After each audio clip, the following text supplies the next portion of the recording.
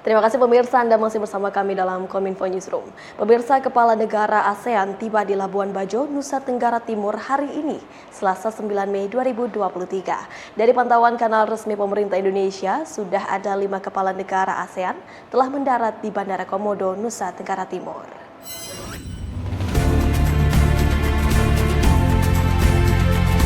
Sejumlah kepala negara ASEAN mulai berdatangan di Labuan Bajo, Nusa Tenggara Timur pada Selasa 9 Mei 2023. Para pemimpin ASEAN akan mengikuti sejumlah agenda penting yang menyangkut perkembangan kawasan ASEAN.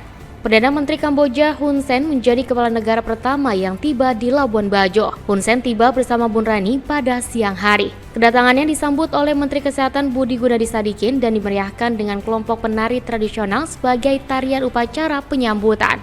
Hun Sen dan delegasi kemudian bertolak menuju hotel dengan menaiki mobil listrik. Tidak berselang lama, Perdana Menteri Timor Leste Taur Matan Ruak dan delegasi mendarat di Bandara Komodo. Kedatangan Perdana Menteri Taur Matan Ruak disambut oleh Menkominfo Johnny G. Plate. Selang beberapa menit kemudian, Perdana Menteri Malaysia tiba di Bandara Komodo. Menteri Perhubungan Budi Karya Sumadi bertugas menyambut kedatangan Perdana Menteri Anwar Ibrahim. Selanjutnya, Bandara Komodo kedatangan Perdana Menteri Laos Sonexay Siphandone dan Perdana Menteri Vietnam Pham Minh Chinh. Penyambutan oleh Indonesia selaku tuan rumah terhadap kedatangan para pemimpin ASEAN di Bandara Komodo dilakukan secara bergantian oleh para menteri. Kedatangan para pemimpin ASEAN dijadwalkan akan berlanjut hingga Selasa malam. Sementara itu, Presiden Joko Widodo selaku tuan rumah sudah lebih dulu tiba sejak Minggu 7 Mei bersama dengan Ibu Negara Iriana Joko Widodo. Sementara itu, mobil listrik BMW iX menjadi official car partner KTT Labuan Bajo, Nusa Tenggara Timur. Total terdapat BMW iX yang dikerahkan untuk mobilitas para delegasi negara ASEAN. Rangkaian konferensi tingkat tinggi ASEAN Summit ke-42 di Labuan Bajo telah dimulai hari ini pada 9 Mei 2023.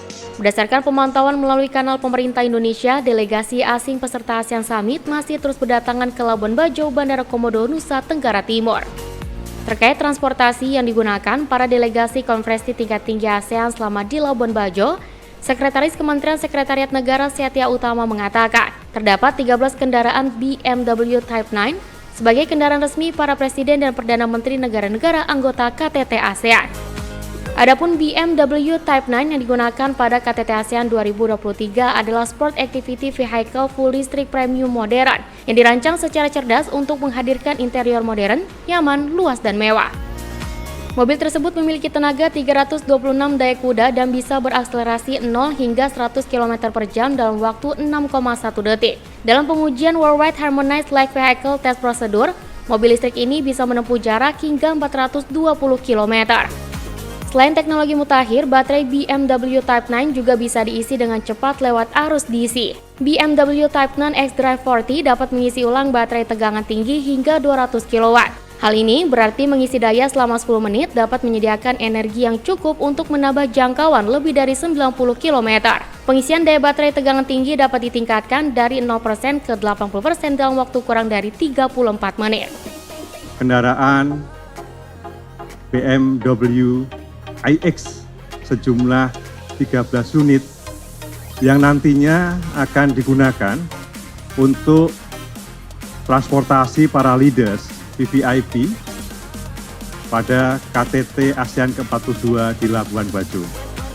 Sebagaimana diketahui, Indonesia terus berupaya secara konsisten untuk mendorong penggunaan green and blue energy lewat deretan kendaraan listrik dalam setiap rangkaian kegiatan berskala internasional. Salah satunya pada ajang konferensi tingkat tinggi ASEAN.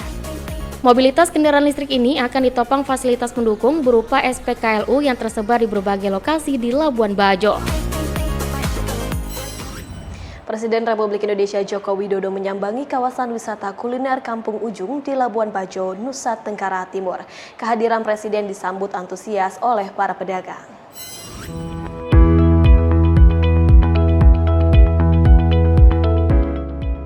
Presiden Joko Widodo menyambangi kawasan wisata kuliner Kampung Ujung di Labuan Bajo, Nusa Tenggara Timur pada Minggu malam. Presiden berjalan kaki menyusuri kios-kios penjual aneka ragam makanan laut seperti ikan, udang, dan kerang sembari menyapa para pedagang. Presiden juga membagikan celemek kepada para pedagang sambil berbincang dengan mereka. Salah satu pedagang Nurdia mengatakan bahwa kepala negara sempat bertanya jenis ikan yang dijualnya dan menambahkan bahwa kiosnya makin ramai dikunjungi pembeli menjelang penyelenggaraan konferensi tingkat tinggi ke-42 ASEAN. Sebelumnya ya agak sepi, setelah menjelang KTT ini alhamdulillah luar biasa ramenya. Ya, Ada yang mau pemasukan disampaikan luar Bapak biasa. Jokowi? Ya, terima kasih untuk Bapak Jokowi, semoga sehat selalu, makin sukses, UMKM semakin jaya dan sukses. Hal senada disampaikan Apri, pedagang nasi goreng di Kampung Ujung. Ia bersyukur pembeli dagangannya semakin meningkat dan semakin ramai dikunjungi para pelancong yang datang ke Labuan Bajo. Puji Tuhan, pas KTT ini penjualan semakin maju, terus semakin rame dengan orang-orang luar ya yang datang ke sini. Kami bersyukur sekali dengan adanya KTT ASEAN 2023. Selanjutnya berikut keterangan pers Menteri Luar Negeri Republik Indonesia Retno Marsudi terkait pertemuan para Menteri Luar Negeri negara ASEAN dengan Presiden. Pada hari ini tanggal 9 Mei 2023, para pemimpin ASEAN mulai tiba di Labuan Bajo dan beberapa di antara beliau-beliau sudah mulai melakukan pertemuan bilateral. Untuk Bapak Presiden, hari ini terdapat 4 pertemuan bilateral, masing-masing dengan Vietnam, Timor Leste, Malaysia, dan Laos PDR. Dengan Vietnam, kedua pemimpin membahas mengenai upaya untuk memenuhi target perdagangan sebesar 15 billion US dollar untuk 2028. Beliau berdua optimis bahwa target tersebut akan dapat terpenuhi dengan syarat bahwa semua restriksi perdagangan atau hambatan perdagangan dapat dikurangi kalau tidak bisa dihilangkan sepenuhnya. Kemudian kedua pemimpin Indonesia dan Vietnam juga sepakat bahwa akan segera dinegosiasikan Bilateral Investment Treaty karena semakin meningkatnya investasi dari kedua belah pihak. Selain itu, kedua pemimpin juga sepakat untuk meningkatkan kerjasama di bidang energi baru dan terbarukan.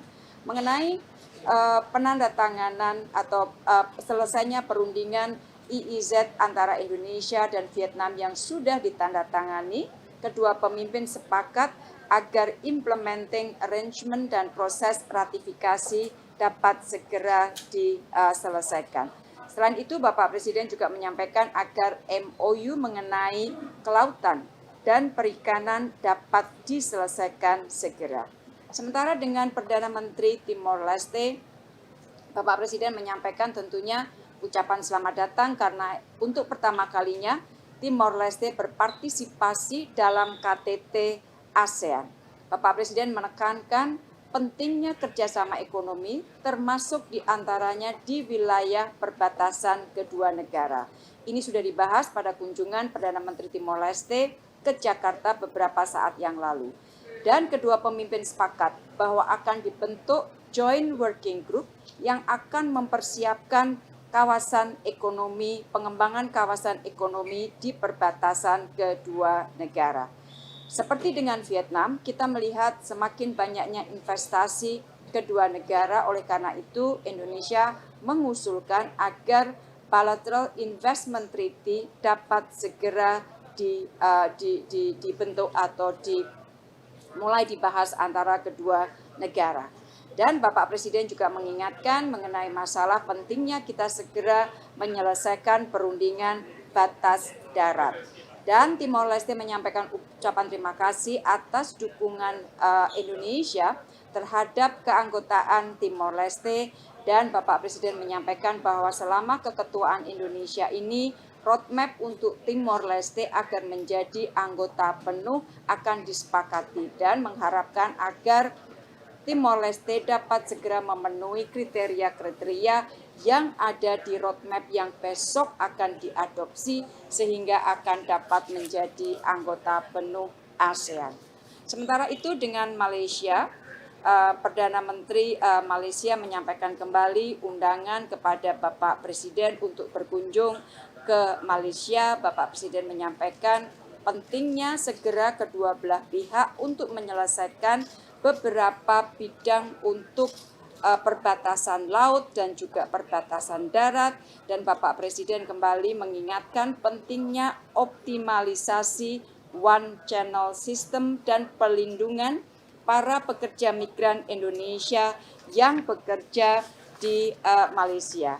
Sementara di Laos, kedua pemimpin membahas sebagian besar mengenai kerjasama ekonomi, misalnya Bapak Presiden menyampaikan beberapa kerjasama BUMN Indonesia dengan Vietnam, antara lain kerjasama PLN dengan Electriciet du Lao, kemudian pengadaan pesawat dari PT DI untuk Angkatan Udara Laos, dan juga pengadaan kereta api dari PT Inka untuk Petrotrade Lao Public Company.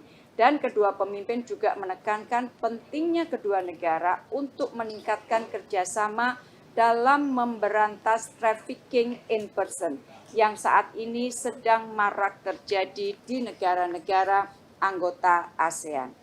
Besok pagi KTT sudah akan mulai dan besok akan ada 5 pertemuan yang semuanya akan dipimpin oleh Bapak Presiden, yaitu pertemuan KTT dalam format pleno, dan kemudian ada 4 pertemuan interface masing-masing dengan parlemen, dengan youth, dengan ABAK yaitu dengan bisnis, dan juga dengan high level task force. Dan seluruhan acara KTT besok akan ditutup insya Allah dengan acara makan malam. Sementara besoknya pada tanggal 11 Mei akan ada 3 pertemuan, yaitu kembali pertemuan KTT dalam bentuk retreat, dan 2 pertemuan subregional, yaitu IMTGT dan BIM-MEAGA. Dari 3 pertemuan tersebut, 2 pertemuan akan dipimpin oleh Bapak Presiden. Hari ini, para Menteri Luar Negeri sudah melakukan pertemuan dari pukul 9 sampai pukul 13. Intinya adalah mempersiapkan apa yang akan dibahas dan juga merampungkan semua dokumen yang akan disampaikan untuk summit besok untuk diadopsi dan dicatat oleh summit. Dan pertemuan para Menlu tadi berlangsung dengan sangat lancar. Tampak sekali dukungan para negara anggota ASEAN terhadap keketuaan Indonesia, dan para Menteri Luar Negeri juga banyak sekali membahas mengenai upaya untuk memerangi trafficking in person, terutama kejahatan di bidang online scamming, dan juga para Menteri Luar Negeri banyak membahas isu mengenai masalah Myanmar, termasuk isu serangan yang baru-baru ini terjadi pada saat AHA Center dan tim monitoring ASEAN hendak menyampaikan bantuan kemanusiaan. Jadi itulah yang dilakukan oleh Bapak Presiden pada hari ini, dan acara serta program yang akan diikuti oleh para leaders baik pada tanggal 10 Mei maupun 11 Mei. Terima kasih. Pemirsa, usai jeda kami akan kembali dengan segmen dialog bertema KTT ASEAN ke-42 beri panggung bagi pariwisata Labuan Bajo sesaat lagi.